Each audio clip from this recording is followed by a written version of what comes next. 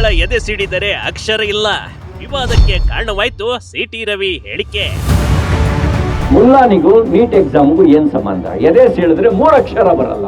ಆತ ಬಂದು ನೀಟ್ ವಿರುದ್ಧ ಹೋರಾಟ ಅಂತ.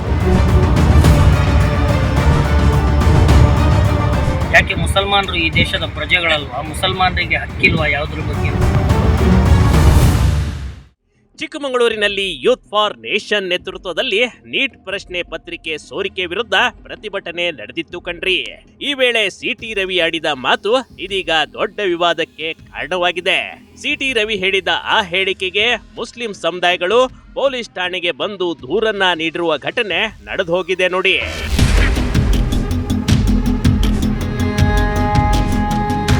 ಹೌದು, ಸಂಸತ್ ಭವನದ ಬಳಿ ಪ್ರತಿಭಟನೆ ಖಂಡಿಸಿ ಚಿಕ್ಕಮಗಳೂರದ ಆಜಾದ್ ಪಾರ್ಕ್ ವೃತ್ತದಲ್ಲಿ ಪ್ರತಿಭಟನೆ ಹಮ್ಮಿಕೊಳ್ಳಲಾಗಿತ್ತು. ಈ ವೇಳೆ ವಿದ್ಯಾರ್ಥಿಗಳನ್ನ ಉದ್ದೇಶಿಸುತ್ತಾ ಮಾತನಾಡಿದ ಸಿಟಿ ರವಿ ಅವರು ಮುಲ್ಲಾ ಮತ್ತು ಮುಸ್ಲಿಂ ಸಮುದಾಯಕ್ಕೆ ಧಕ್ಕೆ ಆಗುವಂತ ಹೇಳಿಕೆ ನೀಡಿದ್ದಾರೆ. ಇದರಿಂದ ಕೆರಳಿದ ಮುಸ್ಲಿಂ ಸಮುದಾಯದವರು ಚಿಕ್ಕಮಗಳೂರು ಪೊಲೀಸ್ ಠಾಣೆಯಲ್ಲಿ ಸಿಟಿ ರವಿ ವಿರುದ್ಧ ದೂರನ್ನ ದಾಖಲಿಸಿದ್ದಾರೆ. ಲಕ್ಷಾಂತರ ಮುಸ್ಲಿಂ ಸಂಘಟನೆ ಮತ್ತು ಸಮುದಾಯಕ್ಕೆ ಧಕ್ಕೆ ತರುವಂತೆ ಮಾತಾಡಿದ್ದಾರೆಂದು ದೂರನ್ನ ನೀಡಿದ್ದಾರೆ ನೋಡಿ. ಸಿಟಿ ರವಿ ಅವರು ಮುಸಲ್ಮಾನರ ಬಗ್ಗೆ, ಉಲೇಮಾಗಳ ಬಗ್ಗೆ, ಮೌಲ್ವಿಗಳ ಬಗ್ಗೆ, ಮುಸ್ಲಿಂ ಒಟ್ಟಾರೆ ಸಮುದಾಯದ ಬಗ್ಗೆ ಏನು ಅವಹೇಳನಕಾರಿ ಭಾಷಣ ಮಾಡಿ ಇದ್ದರೋ ಅದರ ವಿರುದ್ಧವಾಗಿ ನಮ್ಮ ಚಿಕ್ಕಮಗಳೂರು ಜಿಲ್ಲಾ ಪ್ರಧಾನ ಕಾರ್ಯದರ್ಶಿ ರಿಜ್ವಾನ್ ಹುಸೇನ್ ಅವರ ಮುಖಾಂತರ ನಾವೊಂದು ಕಂಪ್ಲೇಂಟ್ನ ಮಾಡಿದ್ದೀವಿ. ನಮಗೆ ಸಂವಿಧಾನದ ಮೇಲೆ, ಈ ವ್ಯವಸ್ಥೆ ಮೇಲೆ ನಮಗೆ ನಂಬಿಕೆ ಇದೆ. ಈ ಒಂದು ಏನು ಕಂಪ್ಲೇಂಟ್ ಮಾಡಿದ್ದೀವಿ, FIR ಮಾಡಿ ಯಾವುದೇ ರೀತಿ ಅಹಿತಕರ ಘಟನೆ ನಡೆದಂತೆ ಇವ್ರ ಮೇಲೆ ಸೂಕ್ತ ಕ್ರಮ ಜರುಗಿಸ್ತಾರಂತ ನಂಬಿ ನಾವಿವತ್ತು ಕಂಪ್ಲೇಂಟ್ ಕೂಡ ಮಾಡಿದ್ದೀವಿ. ನೀಟ್ ಪರೀಕ್ಷೆಯಲ್ಲಿ ಪ್ರತಿಭಟನೆಯಲ್ಲಿ ಭಾಗಿಯಾಗಿದ್ದ ಮುಲ್ಲಾಗಳನ್ನ ಅಣಗಿಸಿ ಸಿಟಿ ರವಿ ಮಾತನಾಡಿದ್ರು. ಮುಲ್ಲಾಗಳ ಎದೆ ಸಿಡಿದರೆ 3 ಅಕ್ಷರ ಇಲ್ಲ. ಮುಲ್ಲಾಗಳಿಗೂ ನೀಟ್ ಪರೀಕ್ಷೆಗೂ ಏನ್ ಸಂಬಂಧ ಅಂತ ಕೇಳಿದ್ರು ನೋಡಿ. ನಾನ್ ನಿಮ್ಮನ್ನ ಕೇಳಕ್ ಬಯಸೋದು, ಮುಲ್ಲಾನಿಗೂ ನೀಟ್ ಎಕ್ಸಾಮ್ಗೂ ಏನ್ ಸಂಬಂಧ? ಎದೆ ಸಿಡಿದ್ರೆ 3 ಅಕ್ಷರ ಬರಲ್ಲ. ಆತ ಬಂದು ನೀಟ್ ವಿರುದ್ಧ ಹೋರಾಟ ಅಂತೆ. ಧರ್ಮೇಂದ್ರ ಪ್ರಧಾನ್ ರಾಜೀನಾಮೆ ಕೊಡ್ಬೇಕಂತೆ, ಮೋದಿ ಹಠಾವಂತೆ. ನಾನು ನಿಮ್ಮನ್ನ ಕೇಳಕ್ ಬಯಸ್ತೇನೆ, ನಿನ್ನ ಎದೆ ಸಿಡಿದ್ರೆ 3 ಅಕ್ಷರ ನಿಮ್ಮ ಎದೆ ಒಳಗಡೆ ಇಲ್ಲ, ನೀನು ನೀಟ್ ಬಗ್ಗೆ ಮಾತಾಡ್ತೀಯಾ? ಮುಲ್ಲಾಗಳು ಯಾಕೆ ನೀಟ್ ಎಕ್ಸಾಮ್ ಪ್ರತಿಭಟನೆಗೆ ಬಂದಿದ್ದು ಅಂತ ಪ್ರಶ್ನೆ ಮಾಡಿದ್ರು.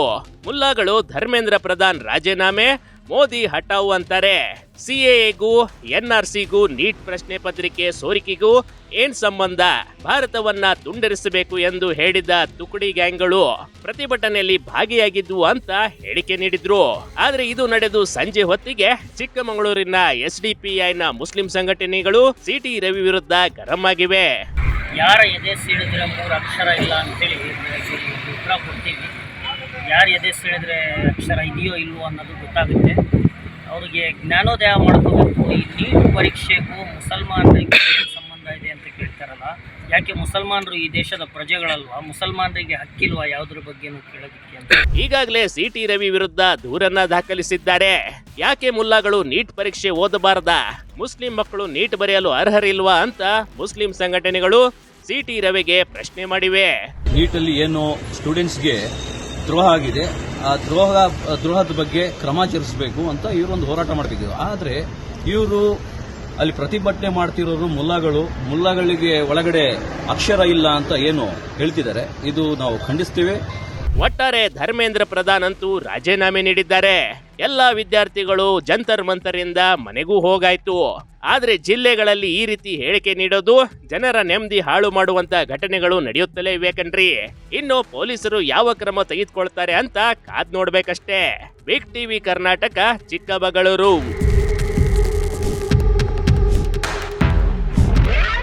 ಬಿಗ್ ಟಿವಿ ಕರ್ನಾಟಕ ಯೂಟ್ಯೂಬ್ ಚಾನಲ್ಗೆ ಈಗಲೇ ಸಬ್ಸ್ಕ್ರೈಬ್ ಮಾಡಿ. ಧನ್ಯವಾದಗಳು.